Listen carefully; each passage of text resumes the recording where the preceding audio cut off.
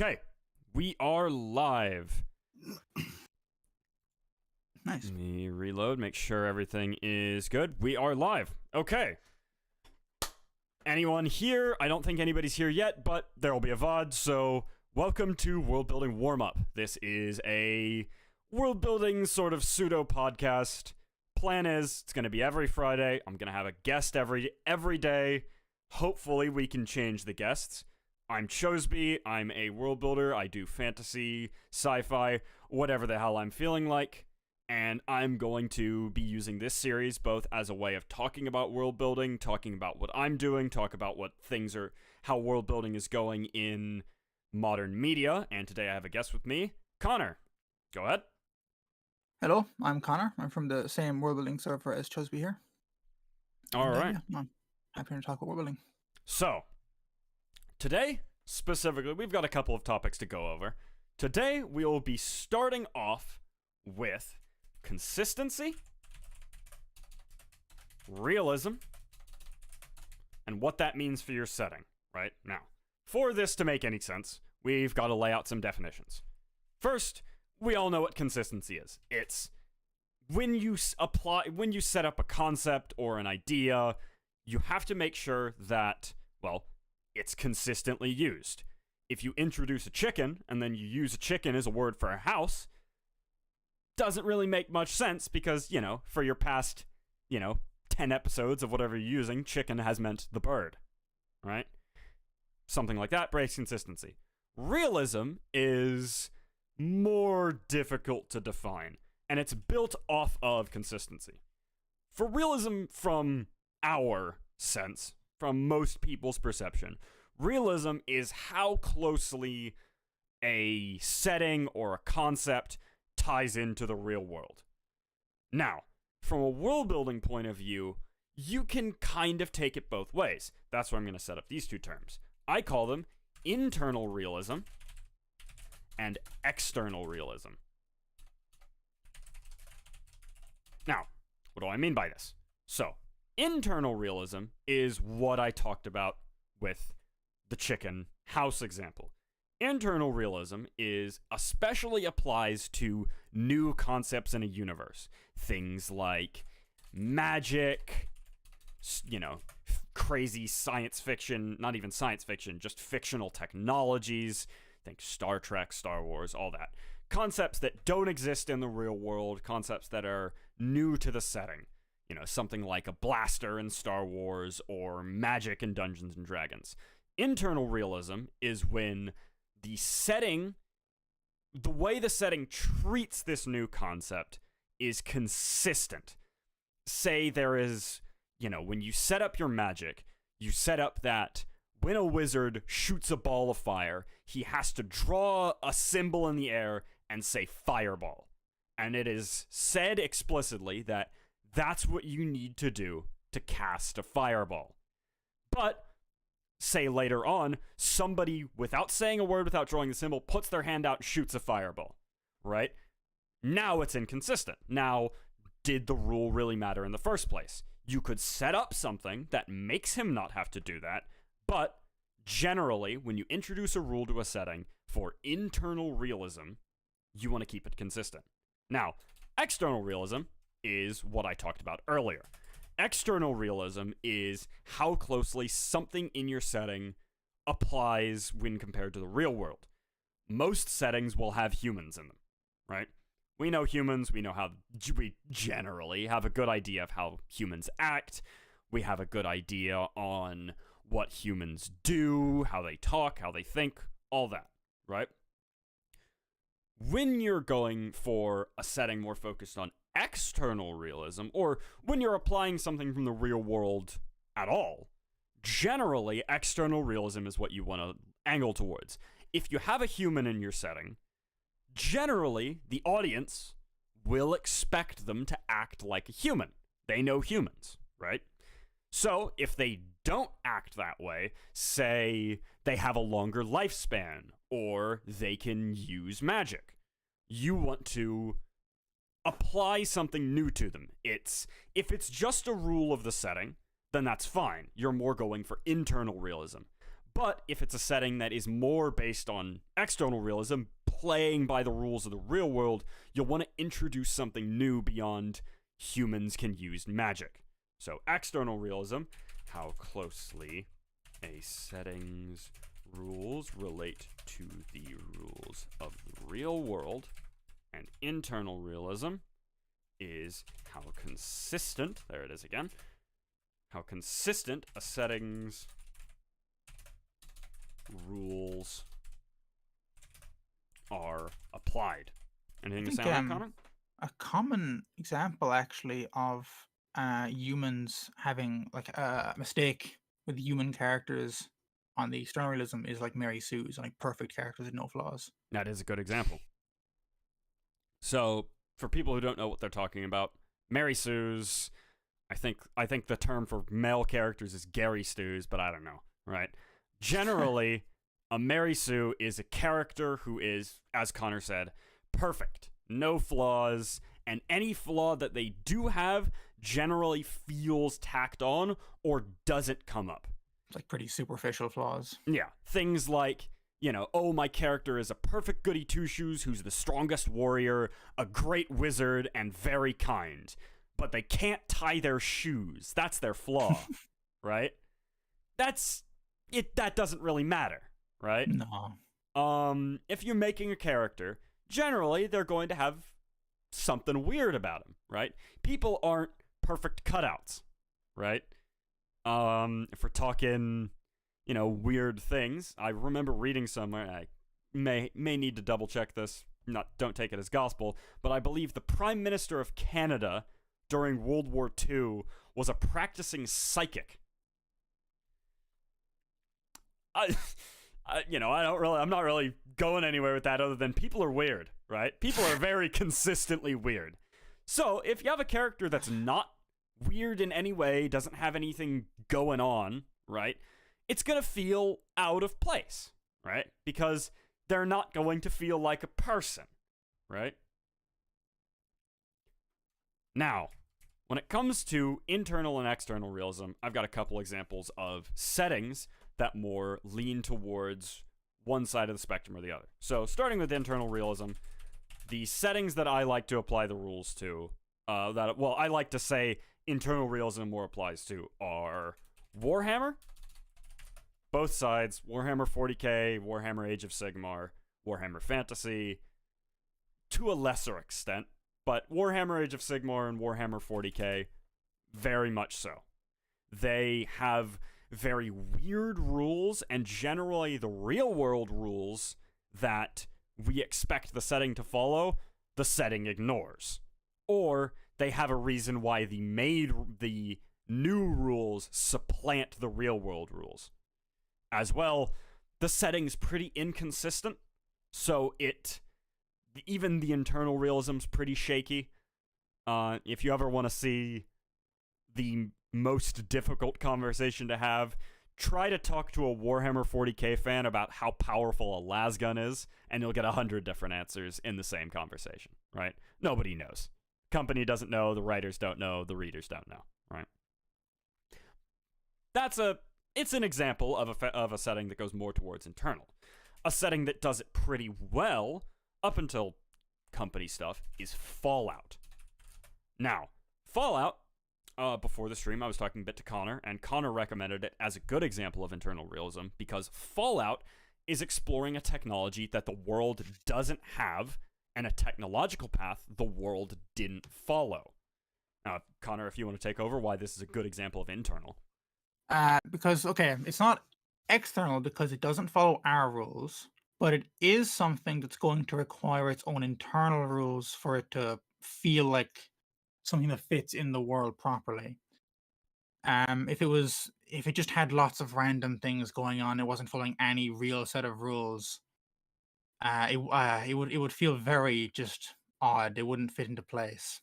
And it wouldn't, as people who criticize realism in media a lot would point out, is that it breaks immersion, right? That's another important term to establish, is immersion, right? Immersion, I don't know the exact example, but from a world building point of view, I like to say immersion the level of immersion is how easily the reader can imagine themselves in the setting. Well, it doesn't have to be a reader. How easily the observer can imagine themselves in the setting.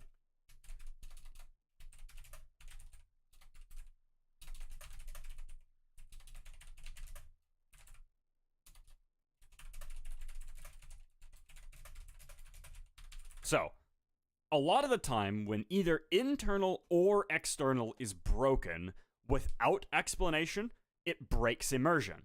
Because now, what the observer thought they knew about the world doesn't make any sense before, especially if it has been established as a rule. Namely, once again, I bring up the Warhammer 40k lasgun example again. In a lot of the books and a lot of the material, the lasgun used by the Imperial Guard is described to have as much energy as a 50 cal. 50 cal bullet in the real world. Really scary round, right? Used in heavy machine guns and anti-material rifles. But in a lot of the media, the lasgun is presented as useless. Now, there are ways that you can make that work without changing much. The lasgun can be the armor used by vehicles and space marines can be so thick that even a 50 cal doesn't penetrate them. But then you get weird examples. If you have ever seen a 50 cal, if you've ever seen a video where somebody takes a 50 cal to a range, you see them shoot a ballistic dummy or a pumpkin, you see how much damage that does. But in a lot of Warhammer media, the lasgun doesn't do that. There's a specific video I like to draw attention to when I'm talking about it, is a video that Games Workshop, the company that makes the setting, put out around a miniatures release. It was a video showing the miniatures as, animated characters fighting.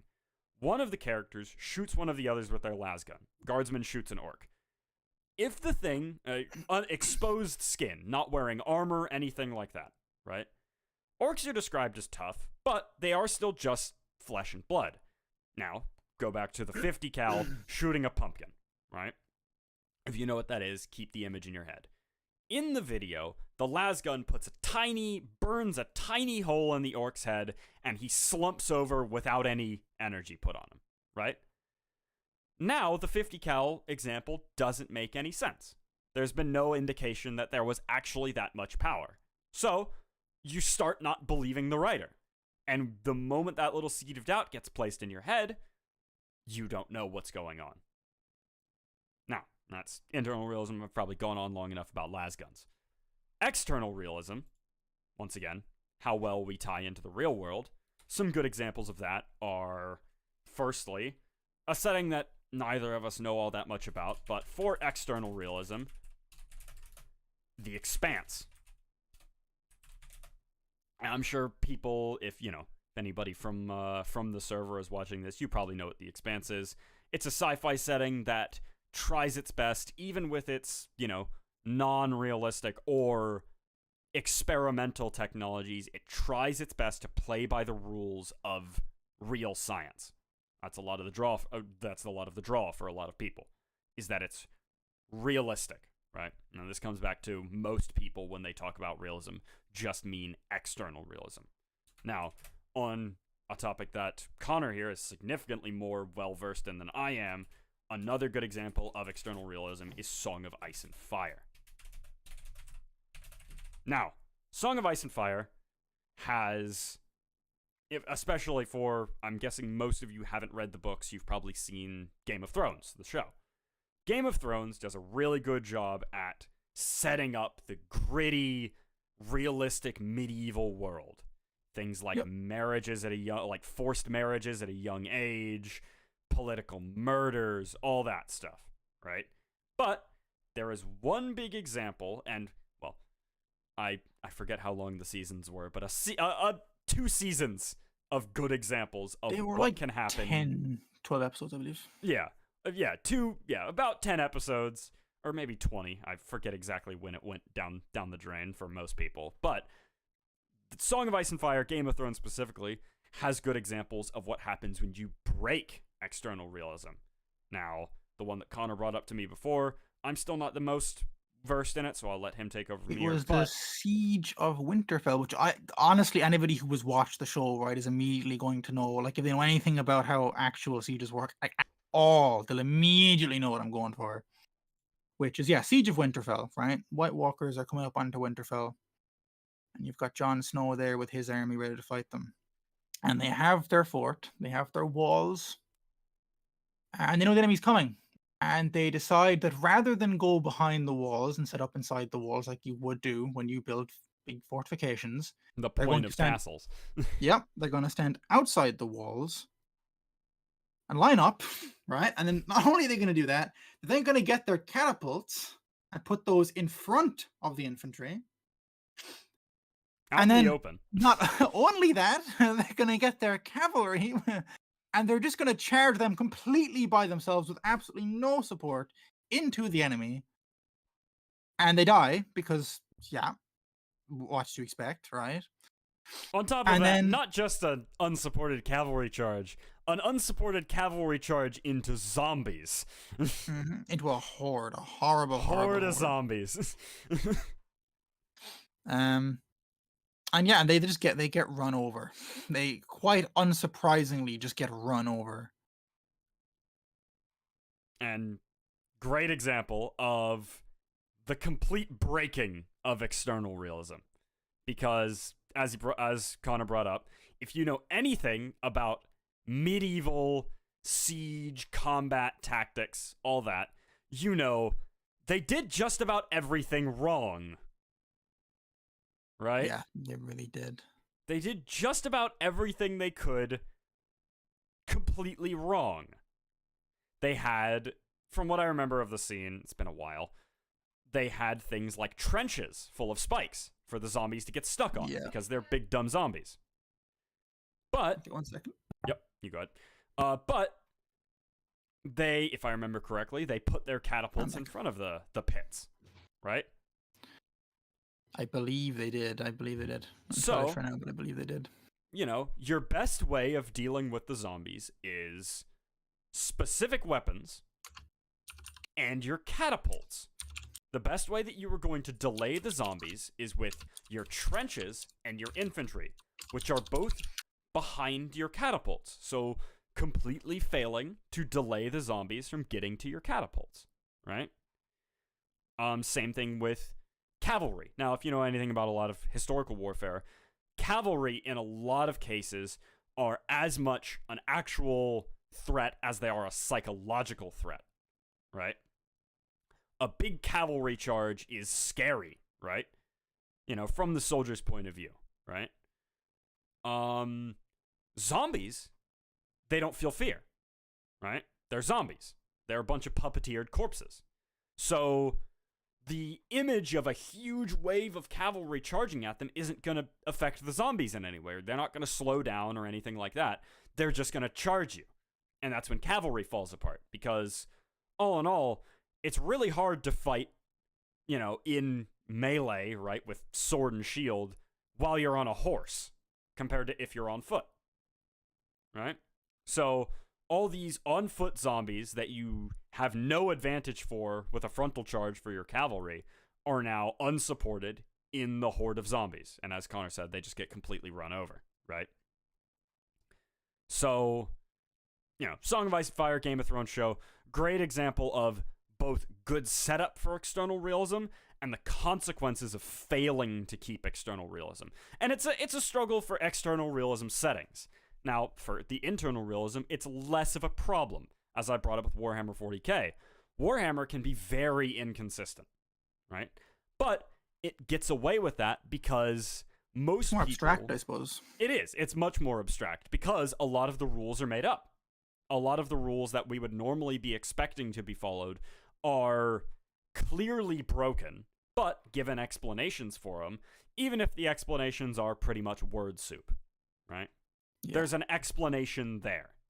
So, a great example of going for internal realism to solve an external problem is Star Trek's Heisenberg compensator.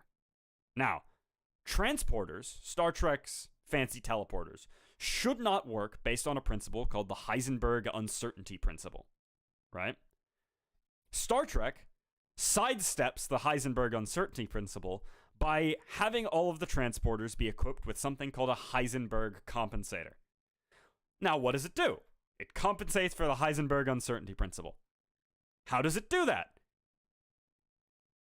It does, right? Which, brings up, even if your justification is bull, right? Complete nonsense, having an explanation there is better than not having it. Even if, from a casual observer, right, say they heard from a friend who's more into science that Star Trek transporters don't work because of the Heisenberg uncertainty principle. If it's brought up in an episode that they have the Heisenberg compensator, it doesn't matter to the external observer, the viewer, if the actual piece of technology works, because you have now taken an external realism bit that messes with your setting and applied an internal realism solution to it. Namely, you've applied technobabble. Technobabble's actually a great way of dealing with realism. I think it greatly helps with suspension of disbelief as well. Absolutely. It really helps with getting people immersed, right? Just having an answer at all, right? It's why a lot of settings, when it's set up early that there is magic, but there are rules on that magic, it makes the magic much more believable, right?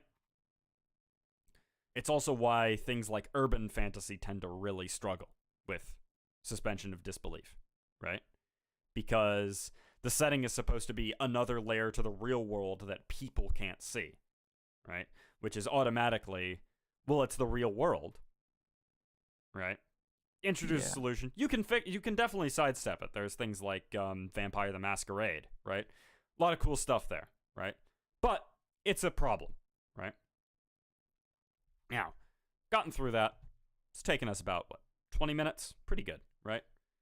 On to our next topic. For my next topic, I want to talk about the specifics to getting started. Specifically from a basic setting standpoint. I'm not a character writer. I can't tell you how you should write people. I can't tell you what you should write when describing people. But what I can tell you is that when you're making a setting, the best way to guide your setting along is choosing a goal. Now, you don't need to world build with a goal, right? Say if you're doing world building as a hobby, as an activity, something like that, right? Just to spend some time, right? You don't need a goal. You don't always need a goal. But the main examples are world building for, say, a movie, a book, a video game, is not only required for most things, right? But with the advent of big cinematic universes like Marvel and backstory shows like what Star Wars is doing, world building is very important. Especially, tying back into this big block up here, consistency. Having consistency in your world building is very important. So, when you're starting your setting, the first thing you need is to choose a goal. And generally, your goal will be based on what you're making the setting for and the different things that you need for a setting like that. Say, making a setting for a book, right? Now, what's the topic of your book? Your book could be anything from, say you're making a teen drama, right?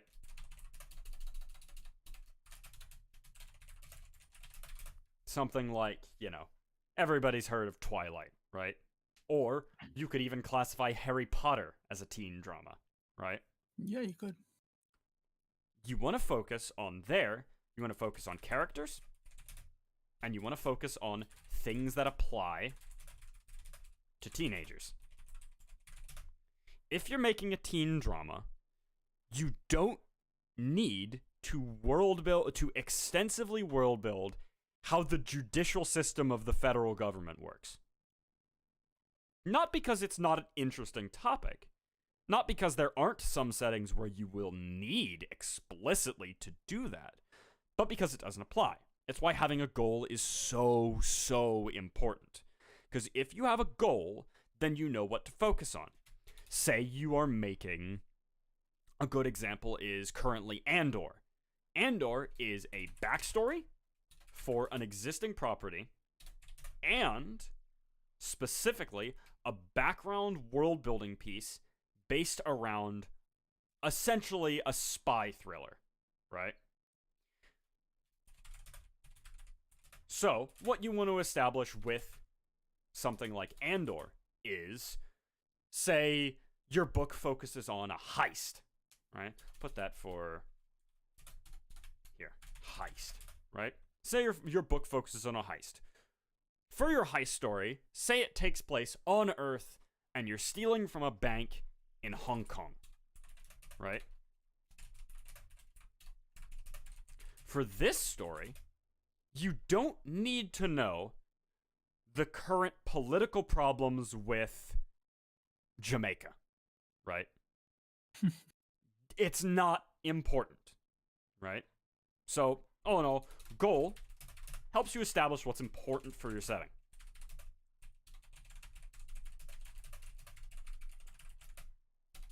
Now, the main thing that I want to try my best to get across here is that it's not that all the things I described, like, say you want to world build a story, you say you want to make a story about the political problems in Jamaica, right?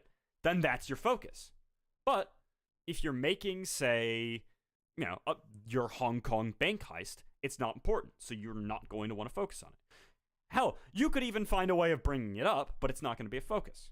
If you have a goal, and you have a reason for making your setting, your story, your setting, all the background, then it's going to be a lot easier for you to not only do research for your setting, which is extremely important, is getting research, and getting good research, but it's also going to help you stay on track. Now, this kind of gets muddied a bit in my next example of what you would want as a major idea for your setting is a TTRPG. Good examples: Dungeons and Dragons. Something like, what's another good one? Like Cyberpunk, right? Cyberpunk 2045, right? What is it? Dark Heresy, right? For these, your paradigms change, right? Because for these, for your job as the person making the setting for this, well, you've not got a much bigger scale. You're not only working on a bigger scale, but all these things up here, right? Characters especially are no longer important. Things to not focus on: specific characters,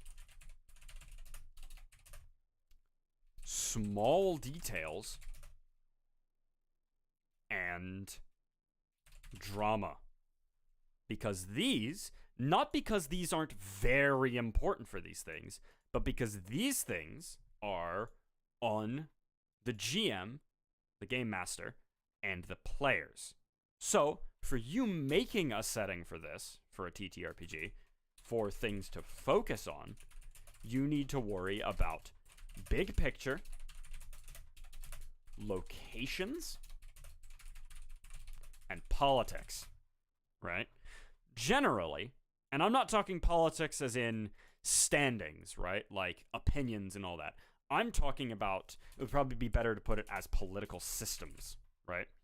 For all these stories up here, right? Your Hong Kong bank heist, your spy thriller, and your teen drama, the way the government works doesn't matter, right? For your Dungeons and Dragons, if you're making a kingdom for the world that your Dungeons and Dragons book is going to take place in, These right here, especially these last two, are the main things you want to focus on. Locations in political systems, right? Because especially a political system serves as a perfect guidepost for when you've got the person using your made system for things here. Your details, your characters, and your drama. On top of that, you want to focus on an idea that I call, rather than making a setting for things like TTRPGs, for things like video games as well, even for video games with a story, right? You want to focus on, rather than making a story, you want to focus on making a canvas, right? I don't know anybody who paints, but canvas, you know that if you want to paint, you want something to paint on. A TTRPG is really a very weird canvas, right? I can say a canvas for people who can't paint, right? So when you're making a setting like Cyberpunk, a Hive City in Dark Heresy, or a kingdom in Dungeons and Dragons, you don't want to focus on anyone in particular, because you want to make a canvas so that the DMs, who I will call beginner painters for the analogy, they don't want a well-made picture that they can modify. Generally, while that can be useful, and it's why you'll have D&D books that explicitly have plot hooks, most of the time, it's why you get homebrew. You make a canvas, which will be an empty picture with line work that you can color in the way you want, right? That's what you want with something like a TTRPG. The weird one, now, books, TV shows, and movies are all generally this, while TTRPGs are of course, for that. The outlier is video games. I do think D&D is an odd one, all right, though. It is. D&D's... Because you've two separate parts to D&D, which is like if you're making the actual like D&D system and like a basic idea of what kind of things are in the D&D world, and you've like your actual GM like making their own specific settings, and I think those are going to focus on different things. Yeah. I'm talking specifically from specifically talking from making the system point of view, because the DMs will work it like it's a book, right? They'll focus on small detail. If you work it as a book when you're making the system, you're going to make it harder for the DMs. Because you don't want the specific details. In case I wasn't getting that across properly. Now the outlier is video games, right? Video games are the outlier because you need both. You need to do both, and you need to balance them. Now, you can lean in one direction or you can lean in another, but say things like a very good example for video game world building for a RPG game with a well-defined story is the original Fallout. The original isometric Fallout. You need a blank canvas for your main character, but you need a story that any character can slot into, right? Reason why video games are really hard to make world building for, especially RPGs, right? I'll put generally the hardest, most difficult, because both approaches are required. Now, depending on the game, I suppose. It does depend a lot more on the game, but you still will need both, right? For a game like Fallout, it does need both. Fallout specifically is a hard one. If you're making a game like the Heavy Rain, right? Most of us have heard of Heavy Rain. Heavy Rain's got pretty much no gameplay, right? It's more a different medium for telling a story, for telling a book story, right? versus something like Fallout, which has a book story that needs to have that needs to have a homebrew, essentially, main character, right?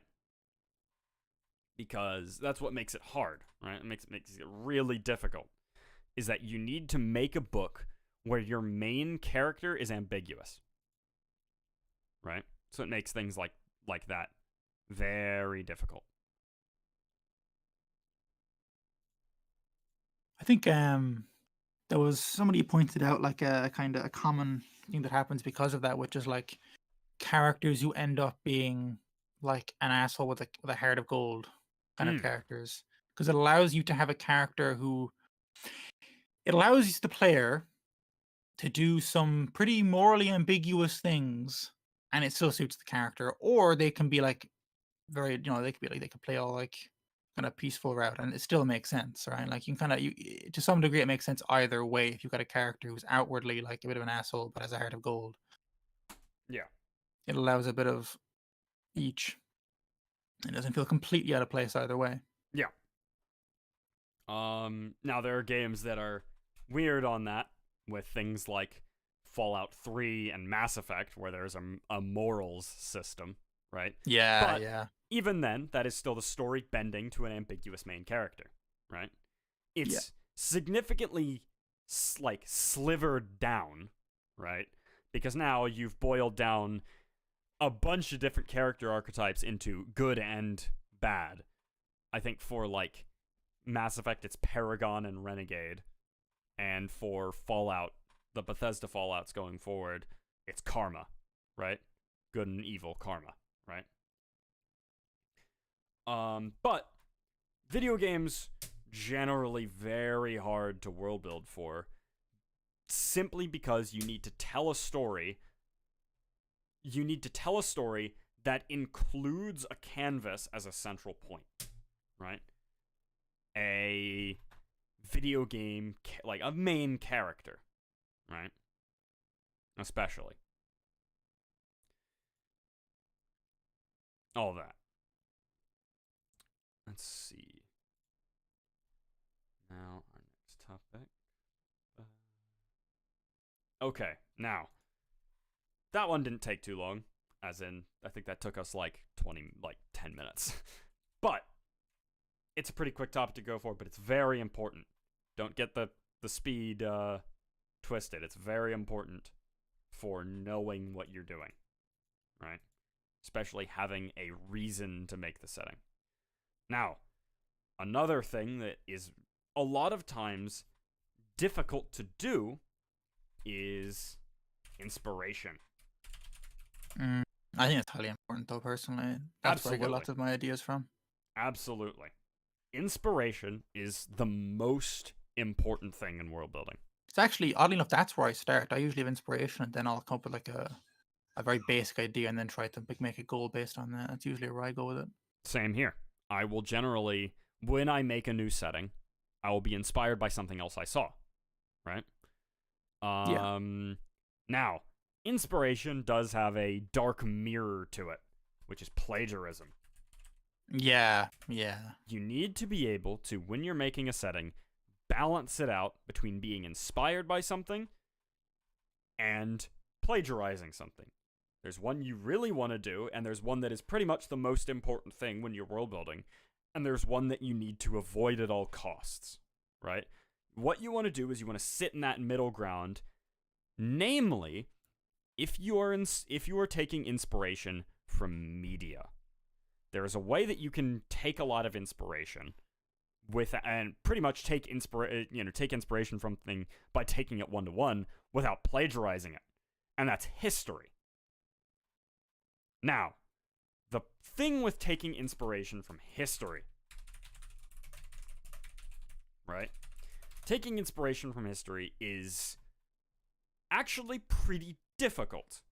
Because a lot of the time, if you're taking something one for one, what you're taking from that history was built up to over hundreds of years by thousands of different people for it to get there. So, and I like, I like applying the I gave an example when I gave an example to myself when I was making my guideline script for the video, stream. But if you want to have a faction that looks like the Roman Empire, you don't want to just get a bunch of pillars and colosseums and stick them everywhere and then make them wear red and like eagles, right?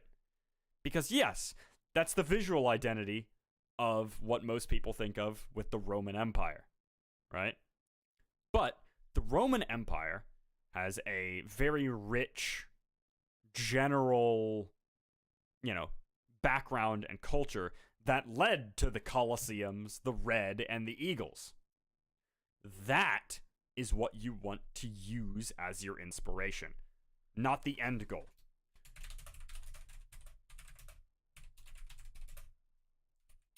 Use the parts that led to the end goal as your inspiration, right?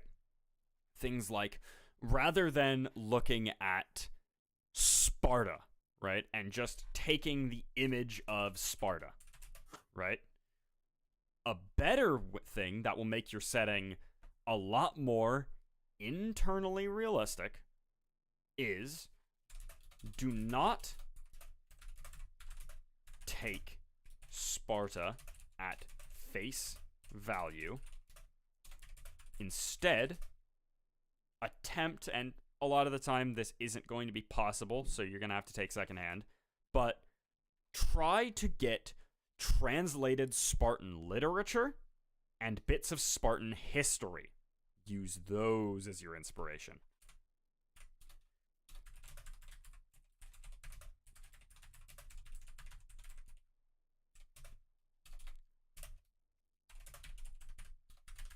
Right? That's what you're going to want to be looking for. Because, namely, and it helps, because having inspiration instead from the history of something, rather than the end goal, it makes it a lot easier for you to form a different end goal. For example, say you want to make ancient Rome, but you don't like eagles. Say you're a big fan of turtles. So you want to make Rome with the emblem of a turtle. So, you take a piece of Roman literature, or a Roman commander, or something, whatever started the whole eagles, right? And instead, slot in a turtle. Replace eagles with turtles, right? And replace eagle things like soaring with turtle things like swimming, right? There you go. Now, rather than it being, it's Rome, but with a turtle, it's Rome, but their history is tied to turtles. Things like that. It's a bit of a roundabout way. I could probably find a better way of saying it. Go ahead.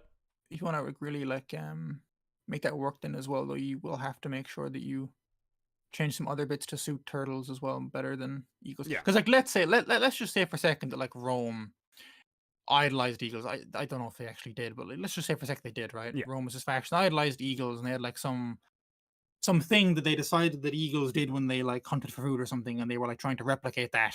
Yeah. Right. I think here's an example, right? In a weird sense, right? Let's say the Zulus, right, and they have their whole horns type thing. Yep. Right. Now let's just say, I don't know if they did, but let's just say they idealized buffalo, right? That was what they saw as a big, strong creature, and they were trying to kind of replicate it in a weird way, right? Yeah.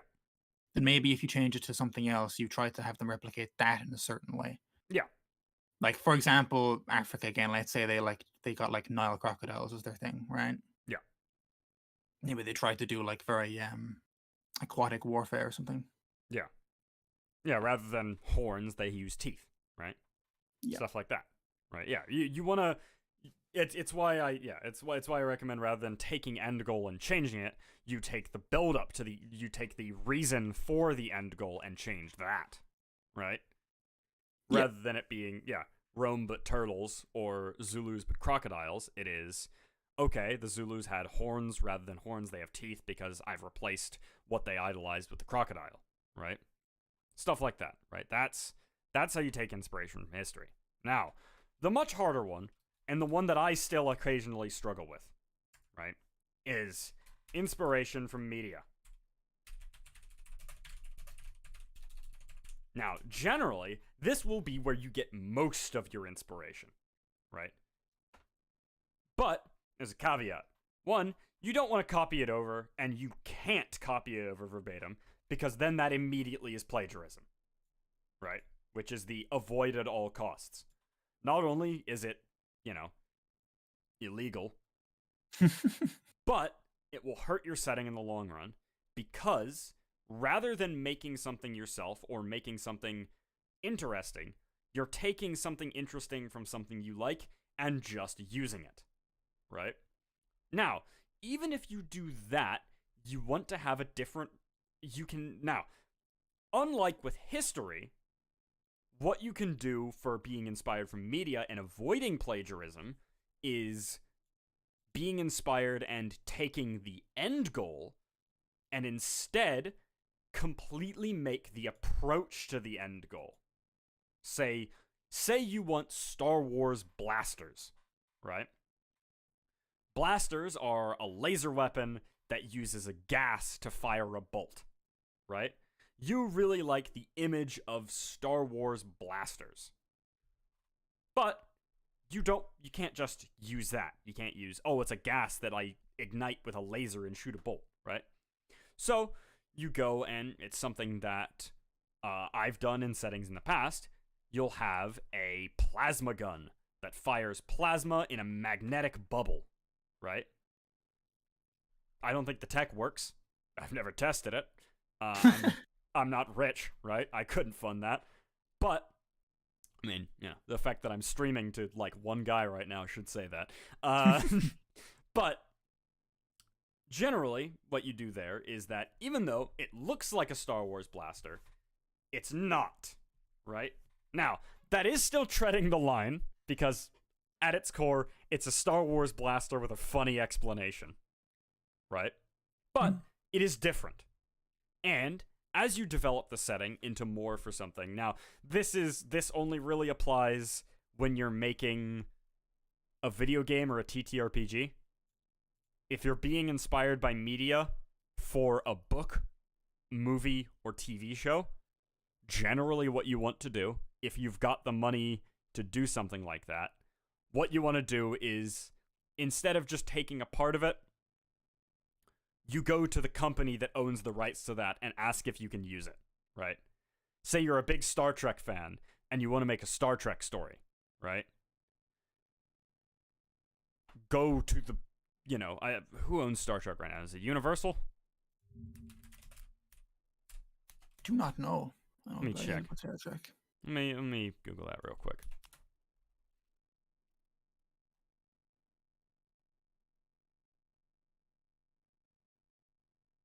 Paramount. There we go.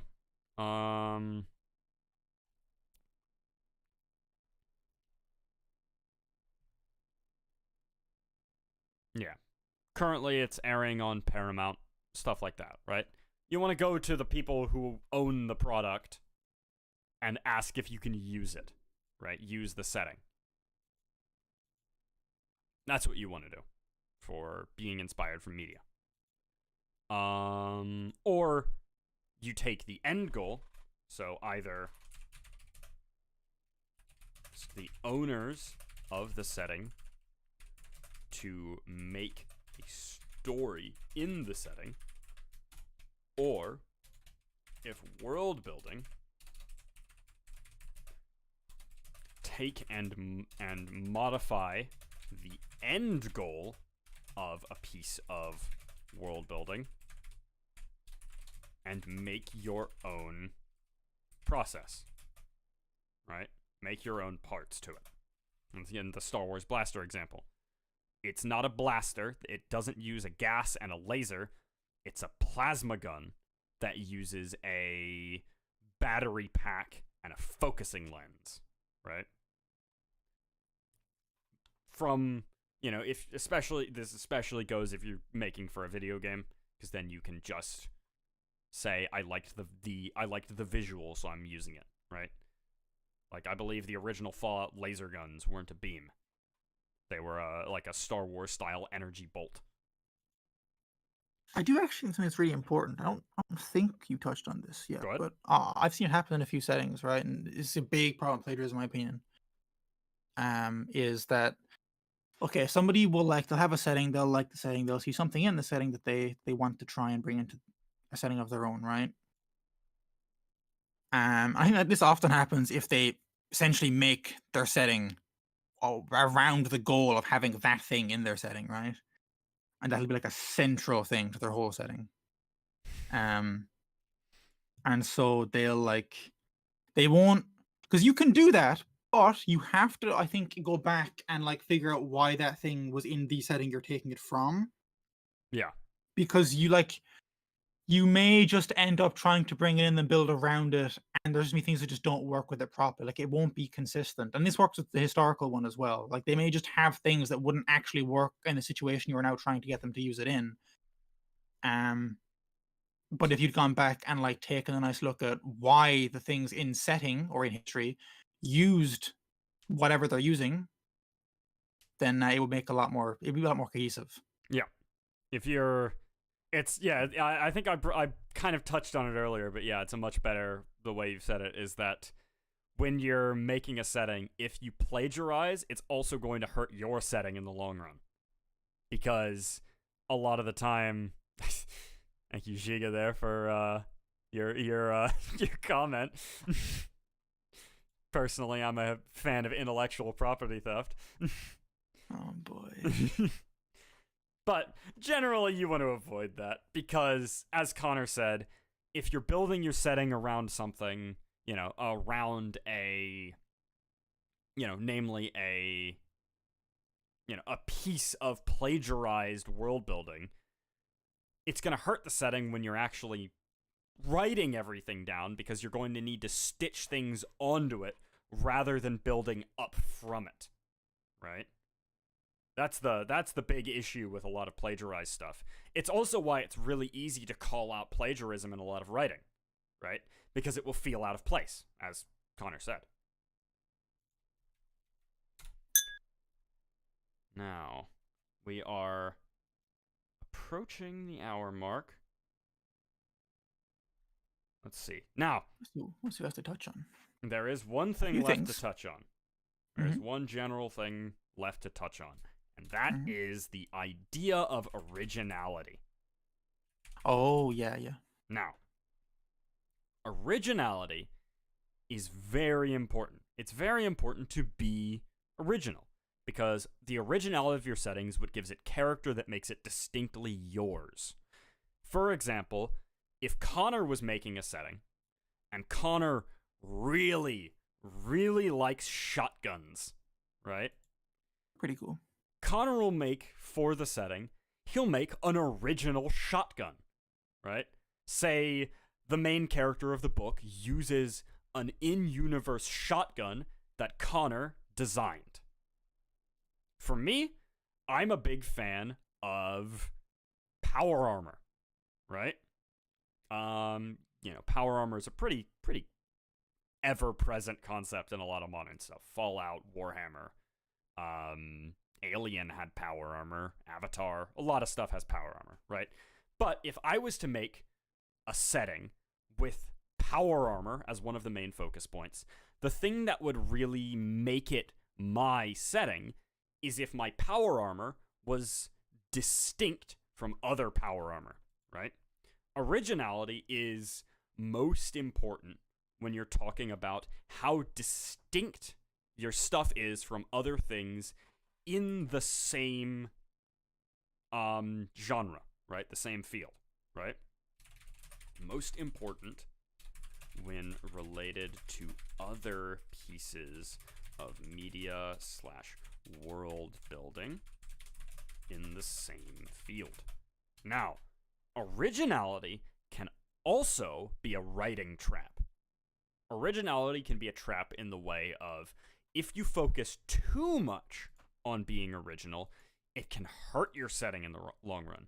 Now, you may ask, how is that true? If everything I have is original, then people will immediately know it's my setting and it won't be anything like that. So people who end up wanting exactly what I'm putting forward will love it. This is true to an extent. One of the main problems with originality is that simply there's a lot of people and they have made a lot of things, right? Turn up my volume a bit. You're saying I'm a bit quiet. That better, Regnatori? That's slightly better, audio-wise?